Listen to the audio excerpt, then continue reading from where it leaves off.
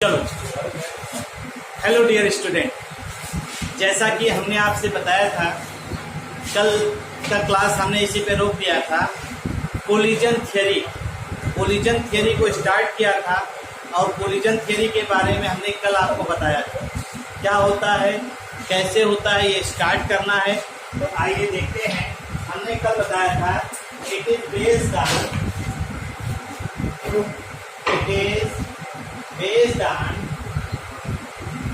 Kinetic theory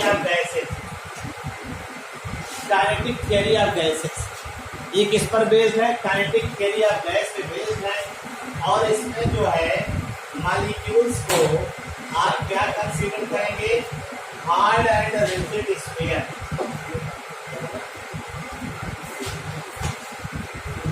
hard and rigid sphere.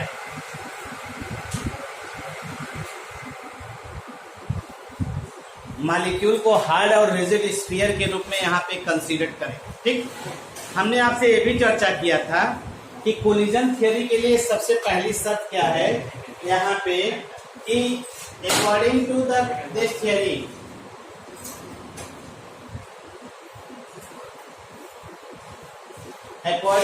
Theory reactant molecule को collide करना पड़ेगा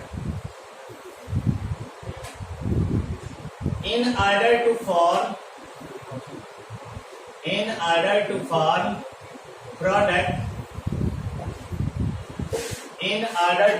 product, a reactant molecule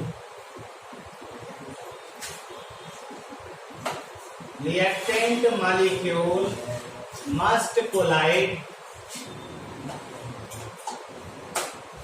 with each other to form product. A reactant molecule must collide with each other to form product. यानी reactant molecule को collide करना है और collide करने के बाद क्या बनाएंगे? ठीक है। और इसमें ये भी हमने आपसे बताया कि जितने भी कोलिजन होंगे, not all collision are effective. जितने भी कोलिजन होते हैं वो सब के सब इफेक्टिव नहीं है। Not all collision are effective, मतलब that is they can be converted into the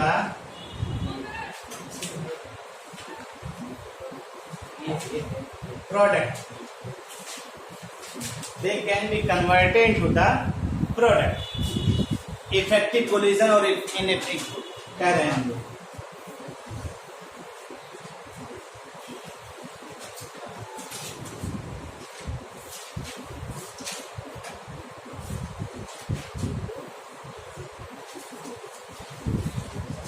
ठीक है, यानी नॉट ऑल कोलिजन और इफेक्टिव का मतलब है अगर रिएक्टेंट आपस में कोलिजन कर रहा है, प्रोडक्ट हो रहा है, तो ये इफेक्टिव कोलिजन हो।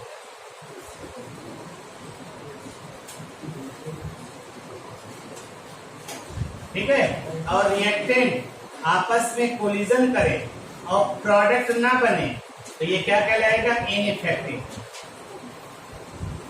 रिएक्टेंट आपस में कोलिजन कर रहे हैं और वो प्रोडक्ट में कन्वर्ट हो रहे हैं तो इफेक्टिव कोलिजन। और रिएक्टेंट आपस में कोलिजन करके अगर प्रोडक्ट में नहीं कन्वर्ट हो रहे हैं तो उसे हम लोग क्या कहेंगे? इनइफेक्टिव कोलिजन कहेंगे। ये सीधा सीधा रूल है, इसमें कुछ करना नहीं। तो इसका मतलब है कोलिजन दो तरह का हम लोग ऑब्जर्व करेंगे।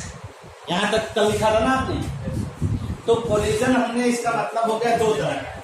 It means collision are of two types. Collision are of two types. एक को आप बोलेंगे इफेक्टिव कोलिजन,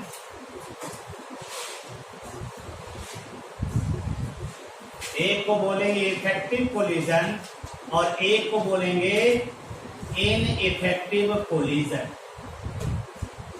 एक इफेक्टिव कोलिजन और एक इनइफेक्टिव कोलिजन।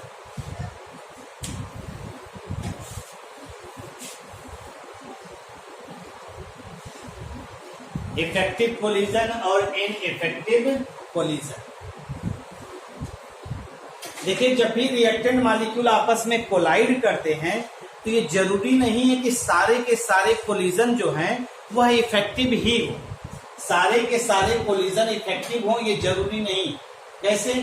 जैसे आप देख रहे हैं रिएक्टेंट मॉलिक्यूल आपस में कोलाइड कर रहे हैं, टक्कर हो रही है, उनके बीच में आपस में टक्कर हो रही है, तो टक्कर होने पर प्रोडक्ट बन रहा है कि नहीं बन रहा? अगर प्रोडक्ट बन रहा है तो इसका रेट हाई होगा, अगर प्रोडक्ट नहीं बन रहा तो रेट क्या होगा? लो। तो रेट हाई और लो के हिसाब से भी हम लोग कह सकते हैं कि कोलिजन होने की संभावना बहुत कम, इफेक्टिव कोलिजन होने की संभावना कम है या ज्यादा है। अभी हम एक एग्जांपल लेते हैं, आप उसी से आइडिया लगाइए कि अगर हम सपोज करते हैं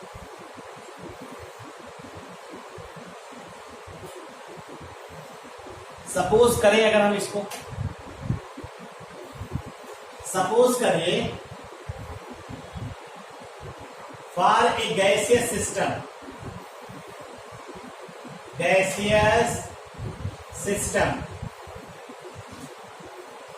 किसी गैसियस सिस्टम में लीजिए 1 मोल ए है, 1 mole of A and 1 mole of B, 1 mole of B. अगर ये 1 मोल का मतलब कितने मॉलिक्यूल हुए? 6.023 into 10 power 23, और ये भी कितना होगा? 6.023 into 10 power 23। इतने मॉलिक्यूल हो गए ना? इतने मॉलिक्यूल या आइटम्स होंगे भाई। अगर इतने मॉलिक्यूल या आइटम्स होंगे, इस चीज को आप ऐसे ऑब्जर्व कर सकते हैं। तो हम इसको अप्रोक्सीमेट कितना ले रहे हैं? इसको हम मान ले रहे हैं 10 की पावर 23 ही मान ले रहे हैं, और इसको भी मान ले रहे हैं कितना? 10 की पावर 23 मान लेते हैं। अगर इतने आइटम्स हैं इसके, इतने आइटम्स इसके हैं, तो जब ये टक्कर होगी तो कितने कोलिजन होंगे? अरे भाई, कम से कम मिनिमम कोलिजन तो इतना होगा ही। अगर ये इसका एक एटम इसके एक एटम से टकराए तो लगभग कोलिजन होने की संभावना कितनी? 10 की power 23 minimum.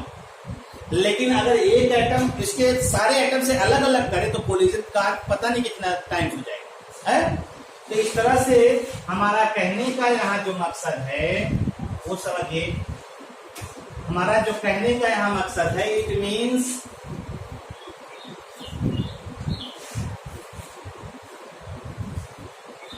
if A and B are collide with each other, collide with each other, अगर ये एक दूसरे से टकरा रहे हैं, अगर ये एक दूसरे से टकरा रहे हैं तो more than 10 की power 23 collision are possible।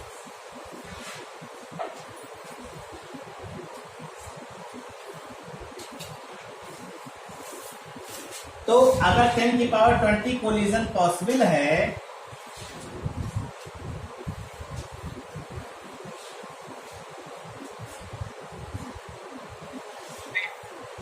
Ten की पावर 23 कोलिजन अगर पॉसिबल है, 10 की power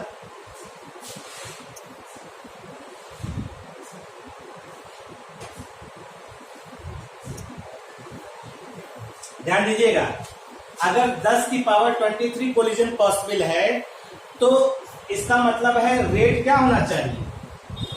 rate of reaction high होगा। अरे भाई, कोलिजन, अभी तो आप कोलिजन थियरी पढ़ रहे हैं, कोलिजन थियरी में यही तो कह रहे हैं रिएक्टेंट मॉलिक्यूल आपस में टकरा रहे हैं, टकराएंगे तो किसमें बदलेंगे? प्रोडक्ट में। जब कोलिजन ज्यादा होगा तो प्रोडक्ट ज्यादा बनेगा, तो रेट ऑफ रिएक्शन क्या होगा? हाई होना चाहिए ना। लेकिन we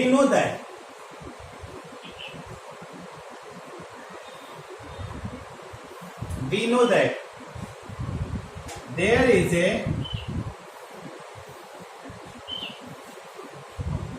some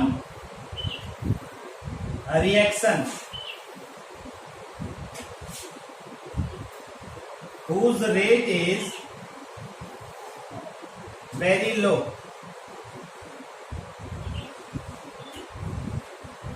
तो इसका मतलब क्या हुआ? इसका मतलब है कि कोलिजन ही रिस्पॉन्सिबल नहीं है रेट ऑफ रिएक्शन की, क्योंकि इतना कोलिजन तो अगर दो मोल लिया आपने ए और बी को, तो कोलिजन ढेर सारा हो रहा तो रेट ऑफ रिएक्शन तो बहुत ज्यादा होना चाहिए, लेकिन आपने कहा कुछ रिएक्शन का रेट लो भी है, तो it means all the collision are not effective.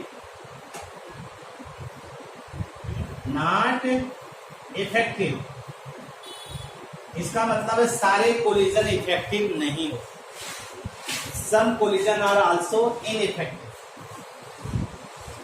some are also ineffective, some are also ineffective, जिसमें प्रोडक्ट बनने की संभावना नहीं, प्रोडक्ट बनने की संभावना नहीं होगी।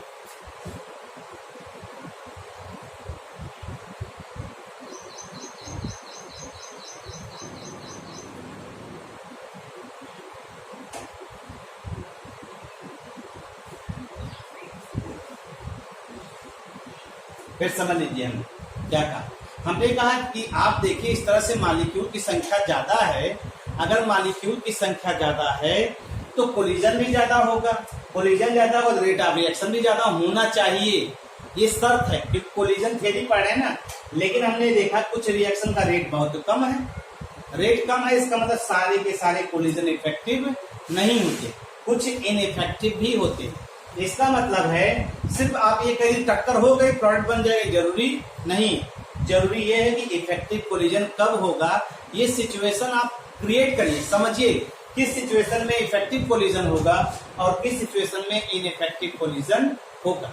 तो आइए देखते हैं, इफेक्टिव कोलिजन के लिए दो फैक्टर रिस्पॉन्सिबल होते हैं, एक एनर्जी फैक्टर और एक ओरिएंटेशन फैक्टर। दो फैक्टर रिस्पॉन्सिबल होते हैं, मतलब टक्कर हो रही, टक्कर होने के बाद जो एनर्जी बैरियर होता है अगर उसको पार कर जाएंगे तो प्रोडक्ट में कन्वर्ट होंगे। आइए देखते हैं। चलिए, तो हम लोग क्या पढ़ रहे थे, effective collision. There are two factors, थोड़ा लैंग्वेज वाला है, देखिए चीजें देखते हुए चलिए, धीरे धीरे आपको आइडिया हो जाए। There are two factors which is responsible for effective collision.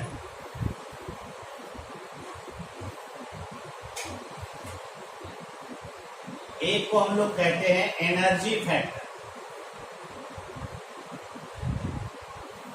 और दूसरे को हम लोग कहते हैं ओरिएंटेशन फैक्टर।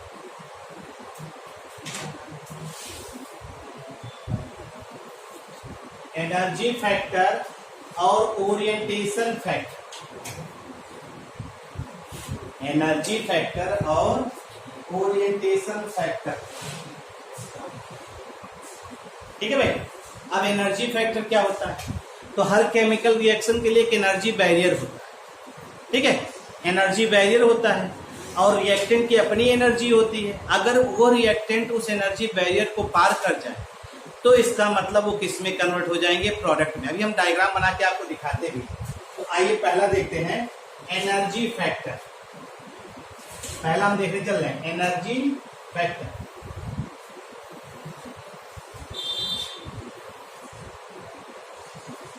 अब जैसे देखिए एक रिएक्शन से आपको दिखाने का प्रयास करते हैं, जैसे H2 plus I2 gives 2HI, एक रिएक्शन है ना, H2 plus I2 gives 2HI। तो यहां पे क्या होगा, H I ये आपस में मिले और मिलने के बाद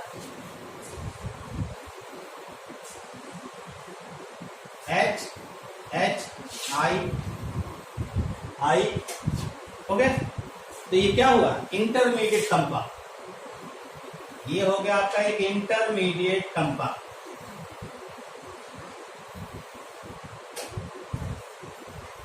ठीक है, इसे हम लोग एक्टिवेटेड कॉम्प्लेक्स भी कहते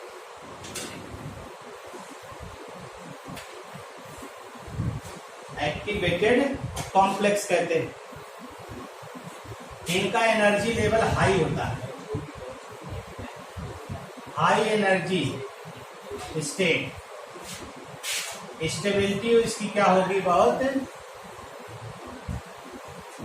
स्टेबिलिटी लो, स्टेबिलिटी लो, ठीक है। लाइफ टाइम वेरी शार्ट,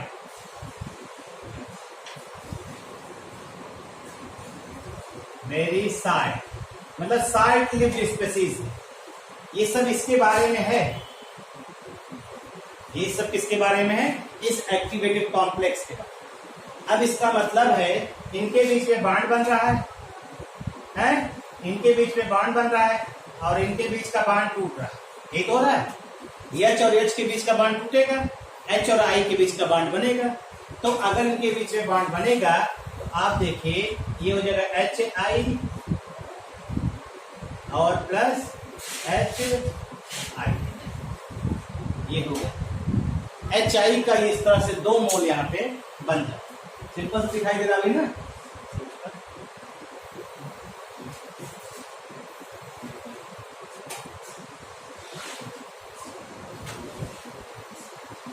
अब इसी का हम एनर्जी वाला दिखाने चल रहे हैं। अब देखिए हम एक ग्राफ बनाने चल रहे हैं। देखिए ये आपका हो गया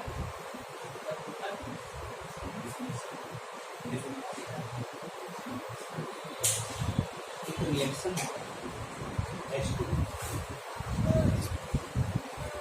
हमारा। देखिए हमने क्या कहा, एक ये रिएक्टेंट है, ये प्रोडक्ट। रिएक्टेंट आपस में कोलिजन कर रहे हैं, कोलिजन करने पर नया बॉन्ड बना रहे हैं और पुराना बॉन्ड टूट रहा है, नया बॉन्ड बना रहे हैं, पुराना बॉन्ड टूट रहा है। तो एक इंटरमीडिएट कंपाउंड बना रहे हैं जिसका एनर्जी बहुत ज्यादा है, रिएक्टेंट और प्रोडक्ट से ज्यादा है। अब ये हाई एनर्जी स्टेट है तो इसकी स्टेबिलिटी कम होगी, ये टूटेगा तो टूटेगा, किसमें कन्वर्ट होगा, प्रोडक्ट। 3 फेज मिल रहा है, एक रिएक्टेंट की एनर्जी लेवल, एक प्रोडक्ट का एनर्जी लेवल और इन सबसे एनर्जी ज्यादा किसकी है, एक्टिवेटेड कॉम्प्लेक्स। तो देखो यहाँ पे भी समझ में आएगा। देखो ये है हमारा प्रोग्रेस ऑफ रिएक्शन।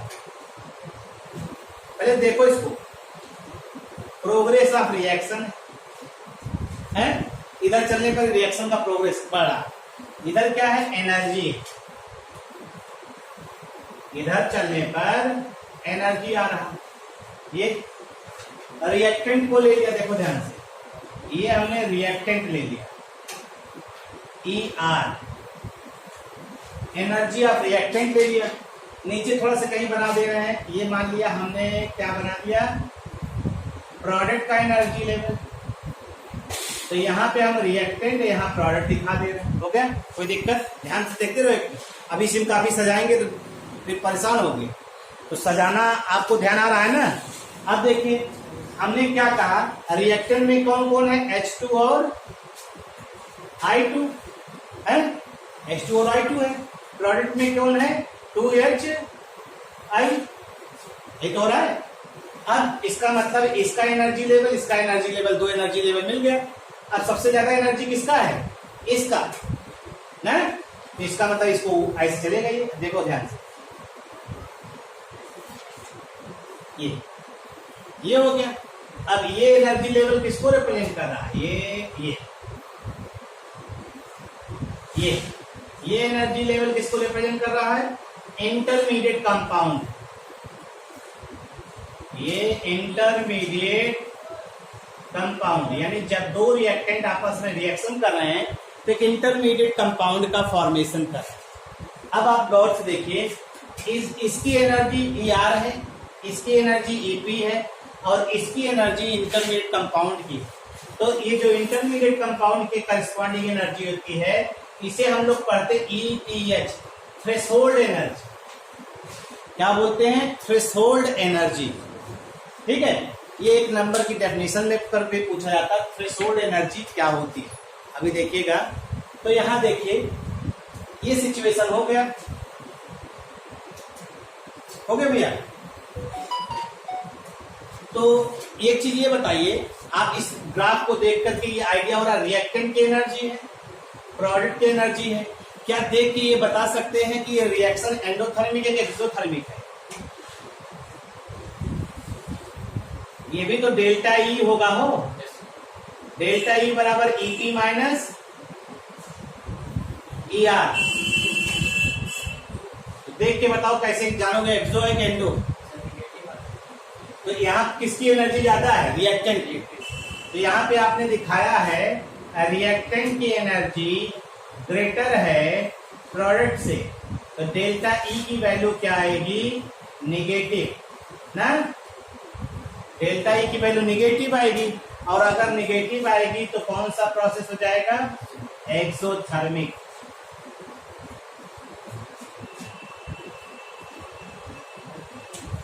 एक्सोथर्मिक। और दूसरी चीज देखिए,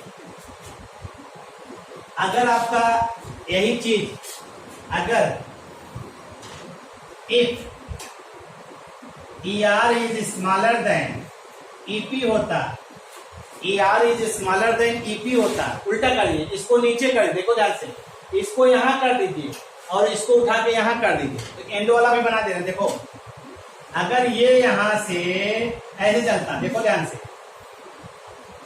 ये कौन होता? ये वाला process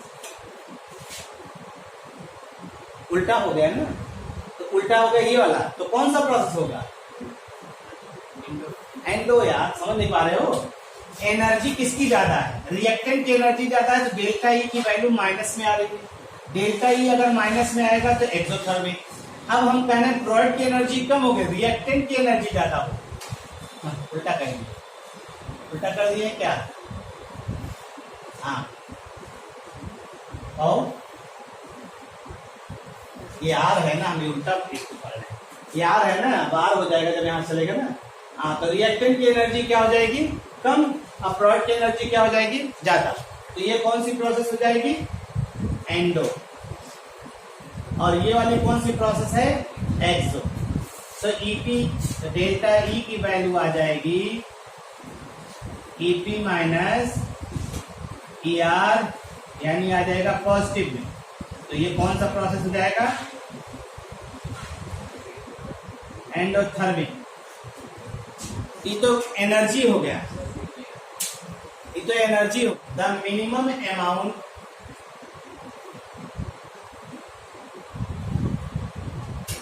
of energy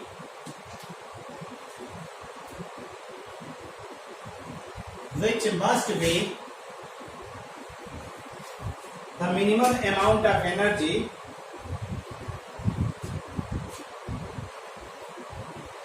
which must be possessed by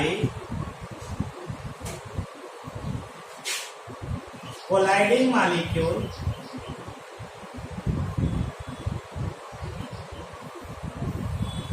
to cause effective collision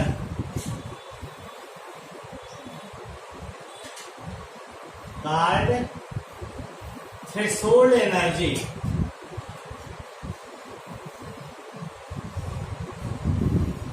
threshold energy, ठीक है ना? अरे भाई इतनी एनर्जी होनी चाहिए रिएक्टेंट के पास कि इस बैरियर को पार कर सके। अगर इस बैरियर को पार नहीं कर पा रहा है तो वो इफेक्टिव कोलिजन काज नहीं करेगा। और उस एनर्जी बैरियर को हम लोग क्या करें? देखो इतना एनर्जी होना चाहिए।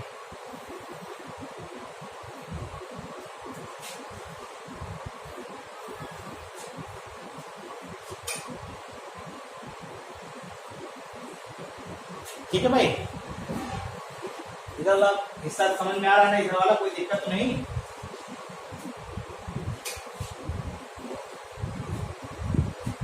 अगर इन दोनों ग्राफ को हम अलग अलग बना के दिखा दे, आपको आइडिया तो हो रहा है? ग्राफ कोई दिक्कत तो नहीं हो रही है? हैं? ये बना दे, ये जब ये यहां चलेंगे तो ये रिएक्टेंट,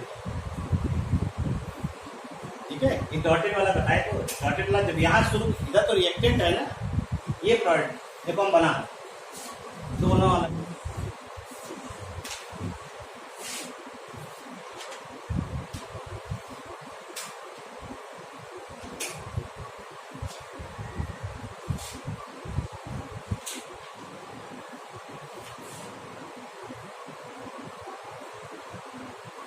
पता है इसको?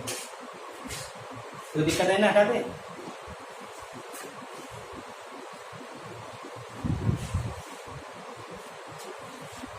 एक रिएक्टेंट ऊपर कर दे रहे हैं, यहाँ रिएक्टेंट नीचे कर, ठीक है। यहाँ प्रोडक्ट नीचे कर दे रहे हैं, यहाँ प्रोडक्ट ऊपर कर। समझ आया ना? अब देखो ये रिएक्टेंट हो गया, तो रिएक्टेंट के लिए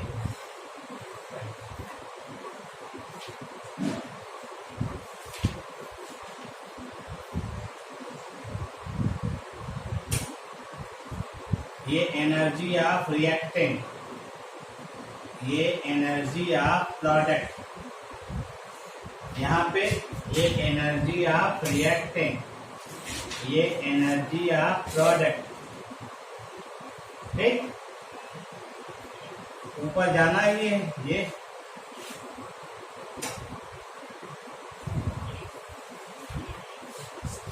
मुझे रहना समझ में आ रहा है ना? है दोनों अलग दिखाई दे रहा है ना?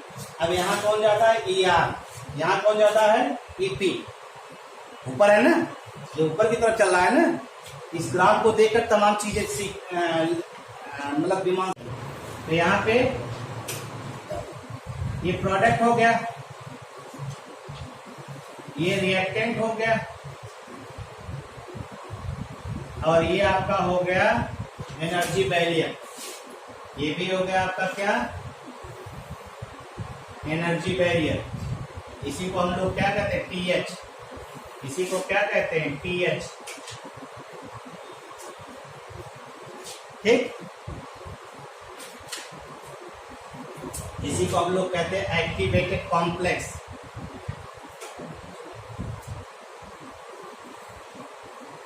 इसी को हम लोग कहते हैं एक्टिवेटेड कॉम्प्लेक्स। वही इंटरमीडिएट कंपाउंड को हम लोग एक्टिवेटेड कॉम्प्लेक्स भी कहते हैं। इंटरमीडिएट कंपाउंड को ही एक्टिवेटेड कॉम्प्लेक्स कहते हैं।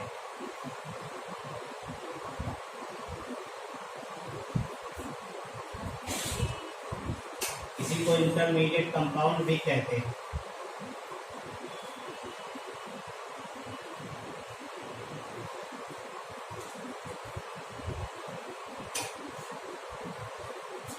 बना लो बना लो बना लो, इसमें और चीजें दिखा देंगे।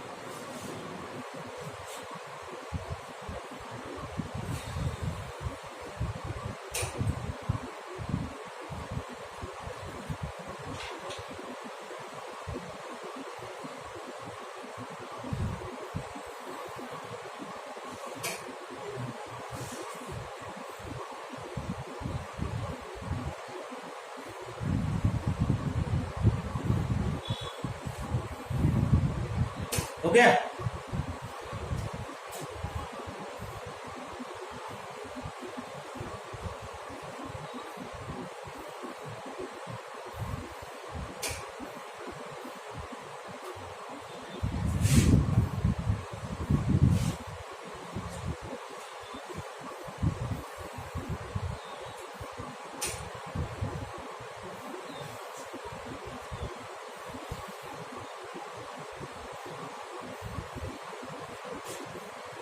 यहाँ पे क्या है? यहाँ पे है ई आर। देखो ये ई R is greater than E P. यहाँ कौन है? E P is greater than E R. Delta E की वैल्यू क्या आएगी? E P minus E R. Delta E की वैल्यू क्या आएगी? E P minus E R. तो प्रोडक्ट की वैल्यू क्या है इसमें? कम है ना। डेल्टा ई की वैल्यू क्या है? निगेटिव। निगेटिव है तो कौन सी प्रोसेस हो जाएगी? इसमें हीट इवॉल्व होती है, एक्सोथर्मिक। तो ये फार एक्सोथर्मिक प्रोसेस है। एक्सोथर्मिक प्रोसेस के लिए ये ग्राफ है, ये फॉर एक्सोथर्मिक है। और ये किसके लिए है? For endothermic.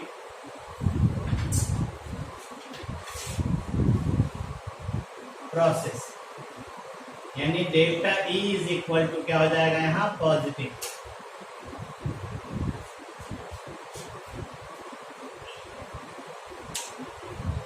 ठीक है।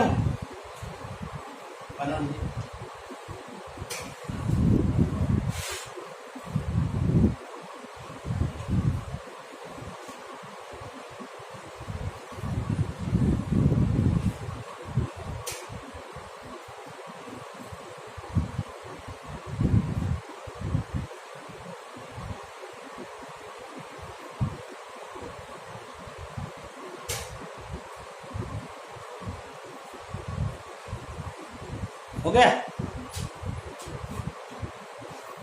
ये इसे हम लोग कहते हैं एनर्जी ऑफ एक्टिवेशन।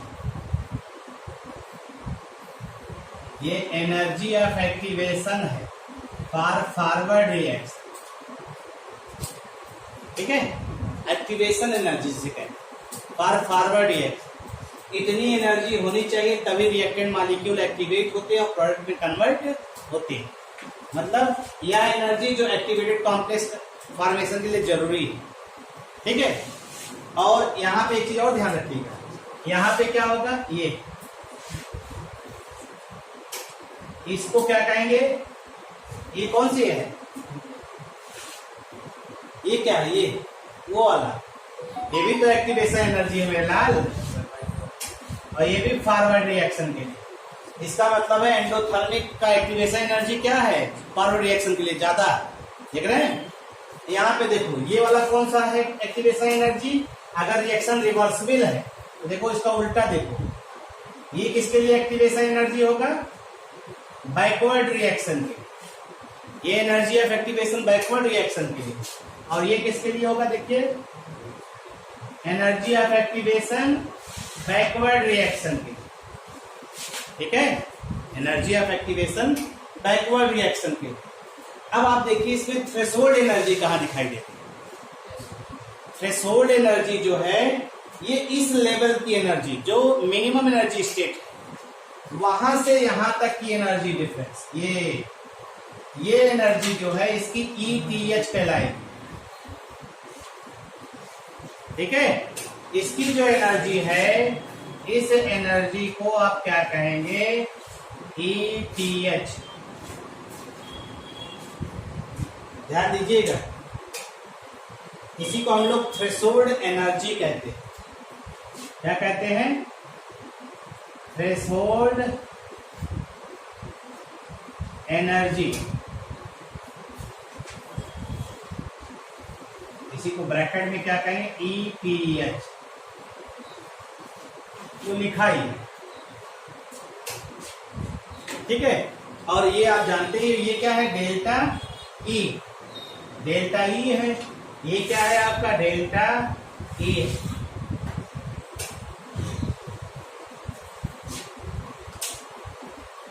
बोलो, सब चीजें दिख रही है ना,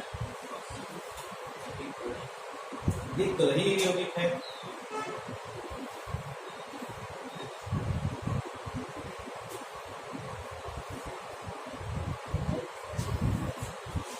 इसका मतलब है आप डेल्टा ई की वैल्यू इसके अलावा भी कुछ निकाल सकते हो। डेल्टा ई की वैल्यू देखिए, ये क्या है, एनर्जी ऑफ एक्टिवेशन। सुनो ध्यान से, अगर एनर्जी ऑफ एक्टिवेशन फॉरवर्ड और एनर्जी ऑफ एक्टिवेशन बैकवर्ड दिया हो, डेल्टा ई निकाल सकते हैं नहीं? अरे दोनों का डिफरेंस ही तो है यार।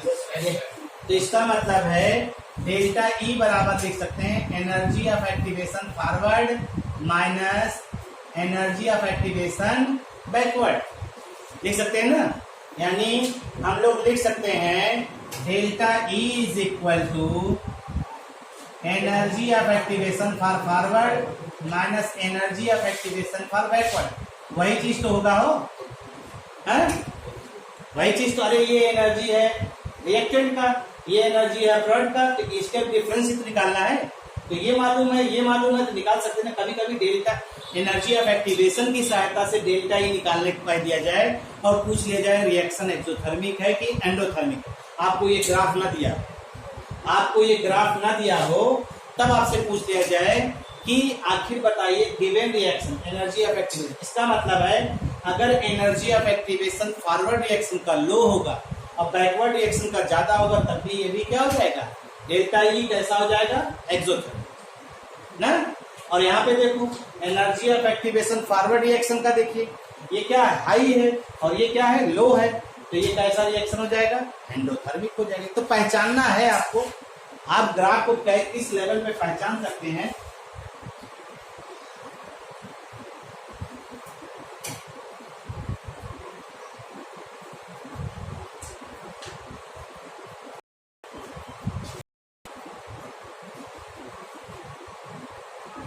तो एक टर्म आ रहा है एक्टिवेशन एनर्जी, बार बार उसको भी देख लिया जाए इसी में, है एक टर्म बार बार आ रहा है एक्टिवेशन एनर्जी ना, तो एक्टिवेशन एनर्जी को भी देख लिया जाए क्या होता है।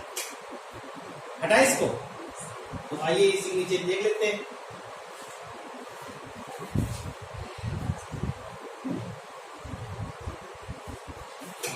एक ग्राफ हटा दें, activation energy,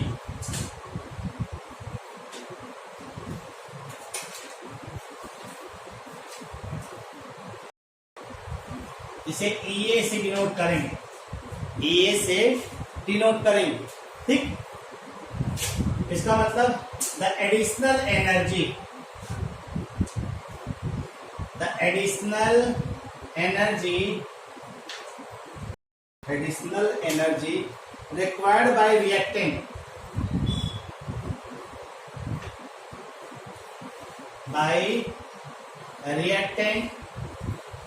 required by reactant molecule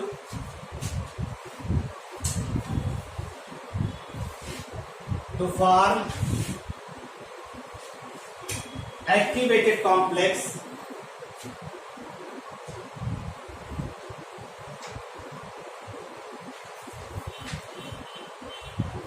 is called activation energy.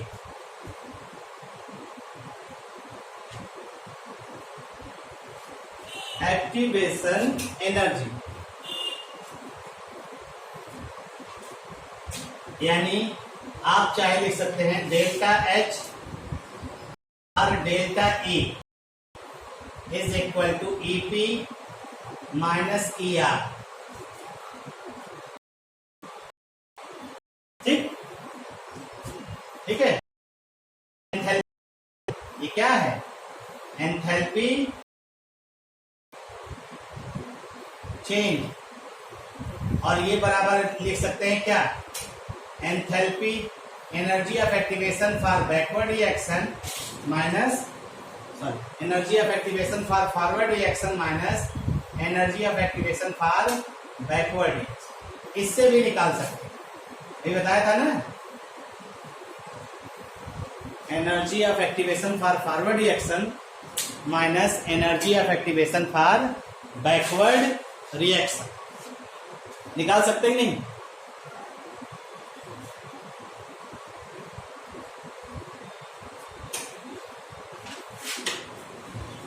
देख लीजिए लिख लीजिए जल्दी से।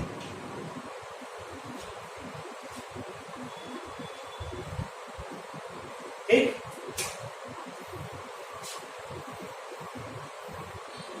इसका मतलब है इसके आधार पे हम लोग कह सकते हैं फॉर रिएक्टेंट मॉलिक्यूल, ये इंपॉर्टेंट पॉइंट है, देखिए for reactant molecule to show effective collision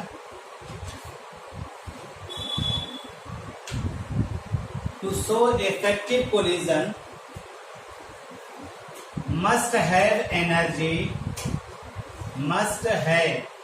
energy